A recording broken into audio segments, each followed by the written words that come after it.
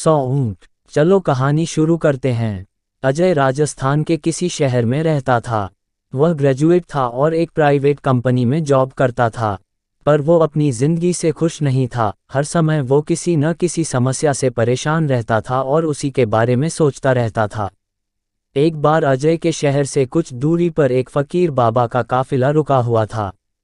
शहर में चारों ओर उन्हीं की चर्चा थी। बहुत से लोग अपनी समस्याएं लेकर उनके पास पहुंचने लगे। अजय को भी इस बारे में पता चला और उसने भी फकीर बाबा के दर्शन करने का निश्चय किया।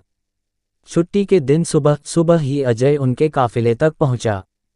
वहां सैकड़ों लोगों की भीड़ जुटी हुई थी। बहुत इंतजार के बाद अजय का नंबर आया। वह बाबा से बोला, बाबा, मैं अपने जीवन से बहुत दुखी हूँ। हर समय समस्याएं मुझे घेरी रहती हैं। कभी ऑफिस की टेंशन रहती है तो कभी घर पर अनबन हो जाती है और कभी अपने सेहत को लेकर परेशान रहता हूँ। बाबा, कोई ऐसा उपाय बताइए कि मेरे जीवन से सभी समस्याएं खत्म हो जाएं और मैं चैन से जी सकूं। बाबा मुस्कुराए और बोले, पुत्र, आज बहुत देर हो गई है। मैं तुम्हारे प्रश्न का उत्तर कल सुबह दूंगा, लेकिन क्या तुम मेरा एक छोटा सा काम करोगे? जरूर करूंगा, अजय उत्साह के साथ बोला। देखो बेटा, हमारे काफिले में 100 ऊंट हैं और इनकी देखभाल करने वाला आज बीमार पड़ गया है। मैं चाहता हूं कि आज रात तुम इनका ख्याल रखो और जब 100 के 100 ऊंट बैठ जाएं तो तुम भी सो जाना। ऐसा कहते हुए बाबा अपने तंबू में चले गए। अगली सुबह बाबा अजय से मिले और पूछा, कहो बेटा, नींद अच्छी आई?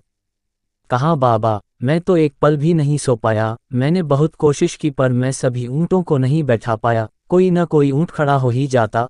अजय दुखी होते हुए बोला, मैं जानता था यही होगा। आज तक कभी ऐसा नहीं हुआ है कि ये सारे ऊंट एक साथ बैठ जाएं। बाबा बोले।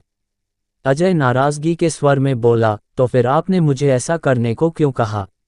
बाबा बोले, बेटा, कल रात तुमने क्या अनुभव किया? यही ना कि चाहे कितनी भी कोशिश कर लो सारे ऊंट एक साथ नहीं बैठ सकते। तुम एक को बैठाओगे तो कहीं और कोई दूसरा खड़ा हो जाएगा। इसी तरह तुम एक समस्या का समाधान करोगे तो किसी कारणवश दूसरी खड़ी हो जाएगी।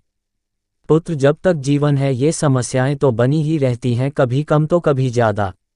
तो हमें क्या करना चाहिए? अजय ने जिज्ञासावश पूछा। इन समस्याओं के बावजूद जीवन का आनंद लेना सीखो। कल रात क्या हुआ? कई ऊंट रात होते होते खुद ही बैठ गए। कई तुमने अपने प्रयास से बैठा दिए, पर बहुत से ऊंट तुम्हारे प्रयास के बाद भी नहीं बैठे, और जब बाद में तुमने देखा तो पाया कि तुम्हारे जाने के बाद उनमें से कुछ खुद ही बैठ गए।